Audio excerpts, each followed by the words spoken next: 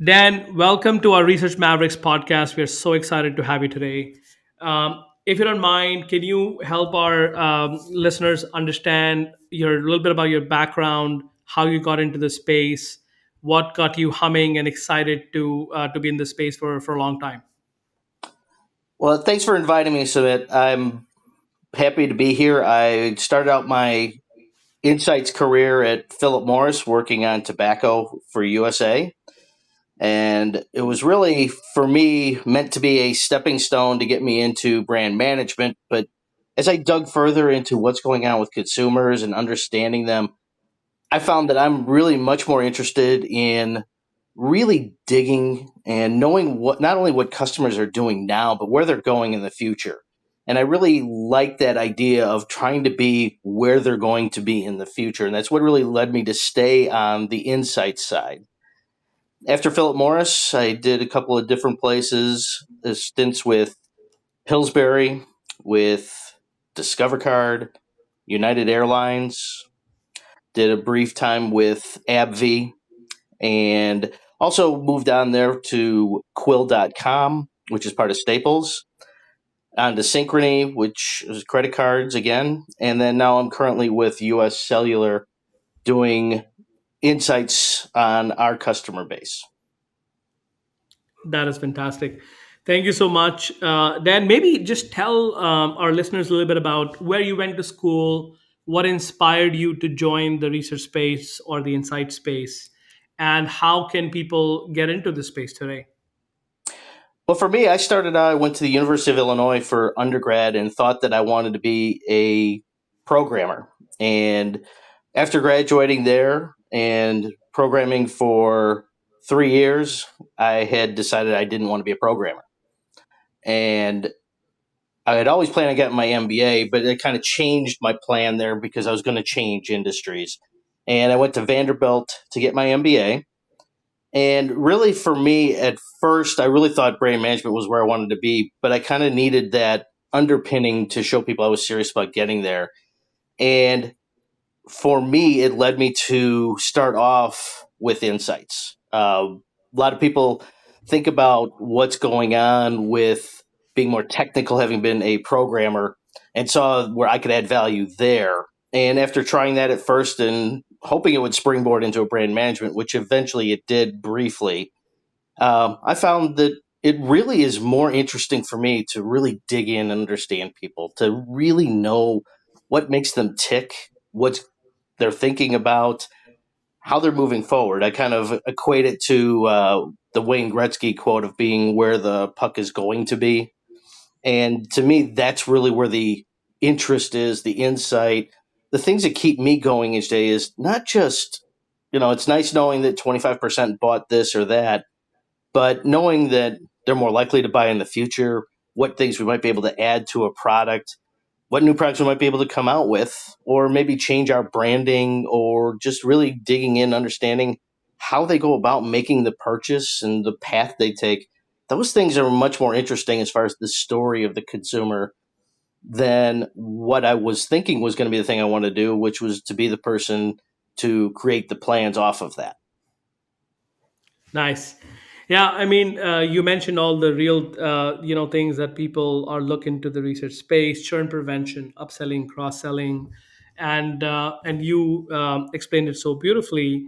Maybe let me ask you another question, Dan. So you've Yeah. been across the industries, across the verticals: healthcare, financial services, telecommunication, airlines.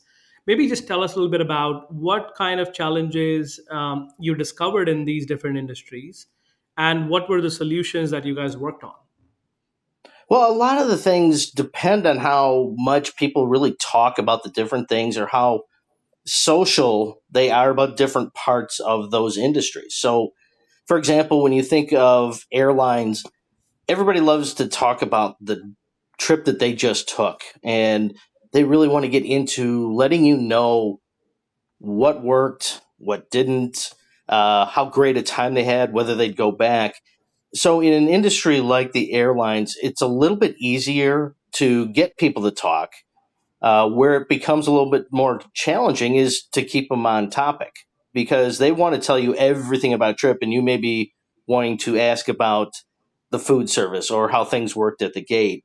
And adapting to that situation, we created an online community to give our customers a chance to not only answer our questions, but to ask theirs and tell us about things. And it led to a lot of different new ideas around what we should do as far as the gate process, how we should be serving meals on certain flights, what people are looking for in an experience, whether it's a 2 hour flight or whether it's going to Europe or Japan, whatever it might be, that it's very different. People aren't as social with financial services. So a lot of the things that you have to think about are really about how do you get people to talk about it? How do you strike the right balance of keeping their privacy about their finances, but also finding out the things that you want to do for any kind of product development? So, in that situation, since there's not as much of somebody asking each other about their credit cards, it really becomes more of focusing your research on either being an online survey or a one on one interview so that you're really keeping that level of privacy even within the research, that you're putting kind of the guardrails that it's only a conversation with you as opposed to with everybody else. Absolutely. So, no, I think that is great. Thank you so much, Dan, about that example. Maybe let's roll it back a little, roll it forward a little bit. And what kind of projects you're working on today? What kind of research are you involved in? A lot of the things that I'm involved with right now have to do with our tracking studies and trying to figure out not only what's working and what's not, but combining it with other data sources. So when you think in terms of consumer trends that are out there that are part of what's off the shelf that's available, or combining it with actual performance data to get a deeper picture so that you can create that view of what customers are going through. And really, for me at the moment, it's usually more about finding the different sources, because a lot of the things are similar data internally or externally that I might have gotten in other places, but it's really about understanding that experience from when somebody goes to make a call to whatever happens from that point, as well as understanding just in general how they view their phone, and how it's changing, because a lot of the things that are going on with the previous dealings with COVID and some of the other things that have happened, how we've interacted with our phone has been changing and will continue to change going forward. Absolutely. And what kind of tools? You don't have to name the specifics if you don't want to. But Mhm. what kind of tools are you guys working with on a day to day basis? What is your toolkit? Data collection, analytics, because a lot of that is involved in your day to day, right? Oh, absolutely. And there's a couple of different things. We have our internal sources that just talk about what happened to an individual, so that we can marry it up with their survey responses. We do a combination of consistent tracking along with some of the different DIY that we create for surveys. And I'm always looking and always have been looking at what are the consumer trends, what are the things that are going on, not only in our industry, but just with consumers in general. And one of the ones that I'm always focused on, that's been going on for quite a while and continues and is part of the reason for technology, is just making things easier. Customers really want it to be simple, simple, simple. And just when you think you've got it simple enough, they want it even simpler. And so it's a combination of keeping on top of what the trends are. So, you think of a standard search of any kind, or whether you're, reading the business press, that's a part of it. But dealing with different research partners and the things that they're putting out with white papers is a big deal for me. And then back to the tools again, DIY, consistent tracking that we've got. Kind of if you think in terms of the standard toolbox as far as qual and quant, that's part of what we do, but we're more focused on the quant part. On the quant part. Got it. Got it. Yeah. So maybe let's double click into that. So Okay. consumers want easy, of course, right? They Yep. want least friction. How do you make them loyal to your brand given the noise, given the options available to the consumer today? How do you promote loyalty within your customer base, let's say in your industry for now? It's a it's very interesting that loyalty really comes from building trust with the customer. So a lot of what has happened, and it really isn't specific to any industry, it's specific to the experience and the relationship that the customer has with the brands that they're using, that you've got to deliver on what you say you're going to deliver. If you're going to be focused on giving the best experience, whatever industry it is, you need to be focused on that. If you're going to be the low cost leader, you need to be focused on that. And a lot of the things as far as building that experience is telling the customer upfront, this is what I'm going to be. This is how we intend to take care of whatever job you need to have done, whatever you're looking for our product to do, and you need to deliver on that. And the big thing from my experiences within that, to do that, it all starts with what's the relationship between our customer and whoever they interact with, whether that's in store, whether that's on the phone, whether that's through the website and chat, or even simply the FAQs that you see. Building loyalty starts with trust. From there, it's being consistent with that experience. You're always also having to improve, because if you stay where you're at, eventually somebody will offer the same thing but do it in a better way. So continuous improvement is kind of the second pillar to what you need to do to make sure that you keep customers loyal to you and keep them coming back. And then the last part really is more about, in my opinion, business ethics. You'll hear a lot of the different things out there about people doing their jobs and doing things right, and then suddenly there's a scandal. And just being transparent, being good, those are the things that people are looking for. They don't want to be associated with a brand that causes harm in some way that is a problem. And those are the big things that I see as being how you build loyalty. There's not a secret uh, out there that makes it better. The thing is to be what you say you're going to be. Absolutely. Thank you, Dan. You mentioned continuous improvement in the service, in the products you're developing. Maybe let's just think about that for a Mhm. minute. Let's apply that to research technology vendors today. What challenges do you see in your current job that the research technology vendors can help you fix or provide solutions to? Well, to me, the thing is, are the tastes of consumers changing? Hmm. And it goes back to looking at trends that are going on. But if you even look at the open ends that you see today versus what you saw maybe 5 years ago, you do see still a lot of people who don't give you a lot of information. But the people who do give a much richer depth.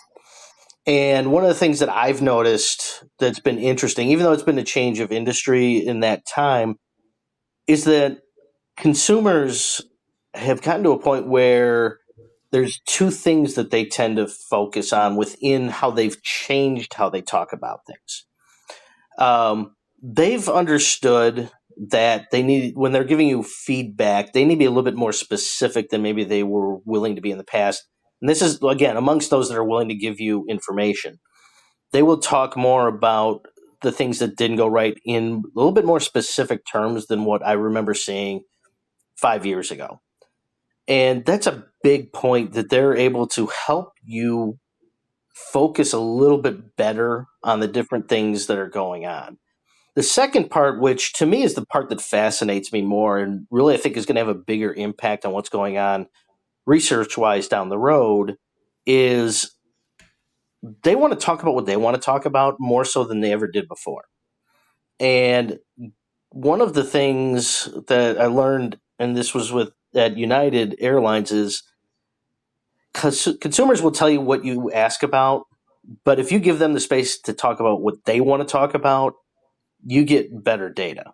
And make at United, we used to make the promise in our invites to say, we're going to give you a question at the end for you to tell us about any part of your experience with us that you would like to see improve, or whatever information you want to give us.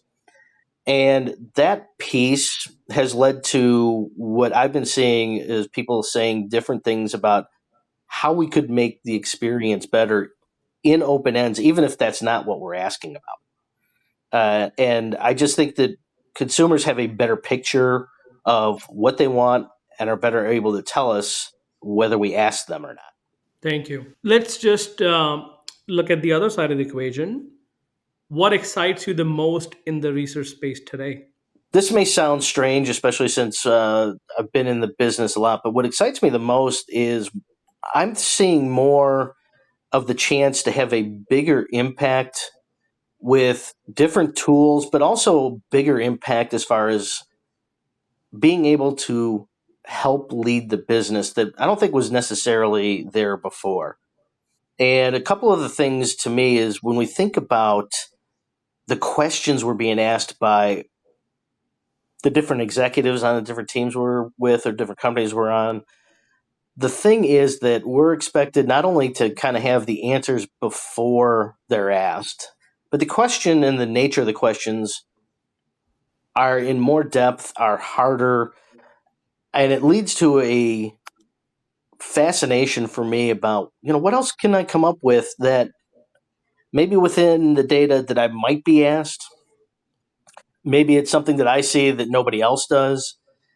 And really, the way that a lot of the departments are being used in different companies has morphed so much that now it's not enough to know that 50% of people do this or that, and the reason they do it is X.